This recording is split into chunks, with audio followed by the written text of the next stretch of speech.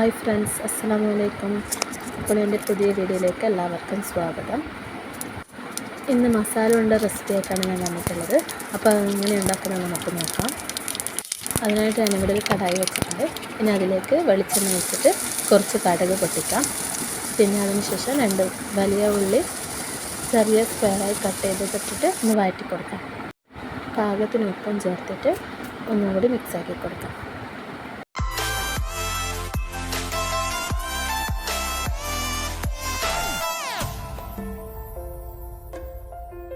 ഇനി ഇതിലേക്ക് കറിവേപ്പില ചേർത്തെടുക്കാം.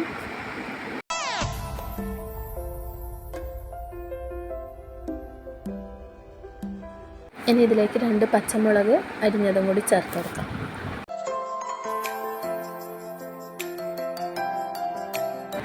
ഇനി ഇതിലേക്ക് 4 അല്ലി വെളുത്തുള്ളി ചതച്ചതും കൂടി ചേർത്തിട്ട് ഒന്നും കൂടി മിക്സാക്കി കൊടുക്കാം.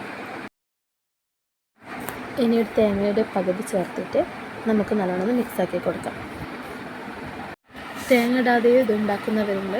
നമ്മളിവിടെ തേങ്ങ ഇടാറുണ്ട്. അപ്പോൾ നല്ലൊരു ടേസ്റ്റാണ്. അപ്പോൾ എല്ലാവരും ഒന്ന് ട്രൈ ചെയ്ത് നോക്കുക ഇതുപോലെ.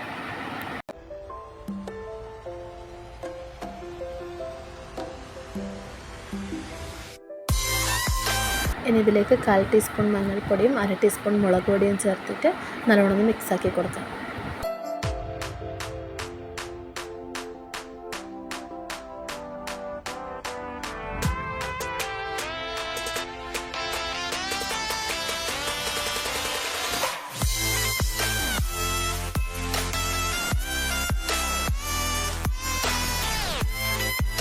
ഇനി ഇതിലേക്ക് പുഴുങ്ങി വെച്ച കല്ലുമ്മക്കായ് ചേർത്ത് കൊടുക്കാം.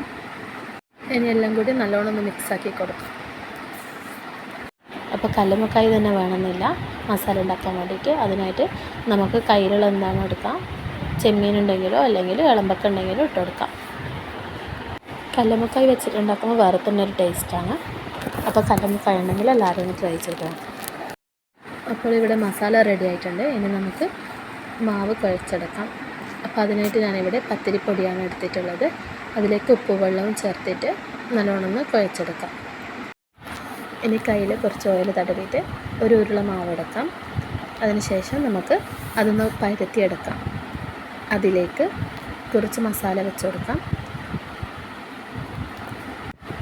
ഇനി അത് കവർ ചെയ്തിട്ട് ഒരു ഉരുണ്ട ഷേപ്പിൽ തന്നെ ആക്കിയെടുക്കാം.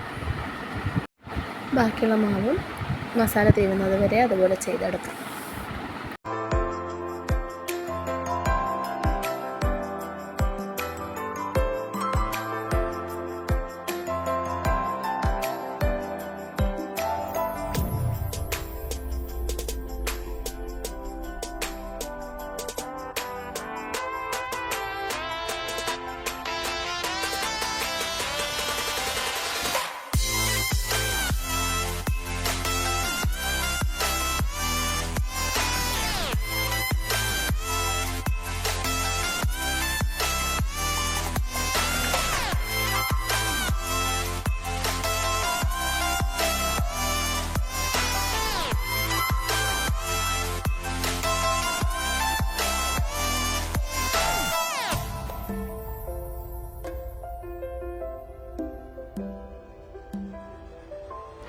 അപ്പോൾ എല്ലാം ഇതുപോലെ ചെയ്തെടുത്തിട്ടുണ്ട്.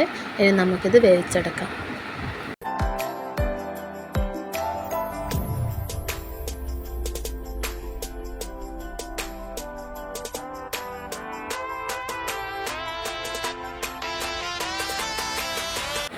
ഒരു 10 to 20 മിനിറ്റ് വരെ ഇത് വേവാനുള്ള സമയമെടുക്കും. അപ്പോൾ നമുക്ക് വേവിച്ചെടുക്കാം. അപ്പോൾ മസാലൻ്റെ ഇവിടെ റെഡി ആയിട്ടുണ്ട്. നമുക്കിനി ഒന്ന് തുറന്ന് നോക്കാം. അപ്പോൾ വീഡിയോ ഇഷ്ടപ്പെട്ടാൽ എല്ലാവരും ലൈക്ക് ചെയ്യുക, സപ്പോർട്ട് ചെയ്യുക. അപ്പോൾ എന്തെങ്കിലും ഡൗട്ട് ഉണ്ടെങ്കിൽ കമൻറ്റ് ബോക്സിൽ ചോദിച്ചോ, അതിനുള്ള റിപ്ലൈ തരാം കേട്ടോ.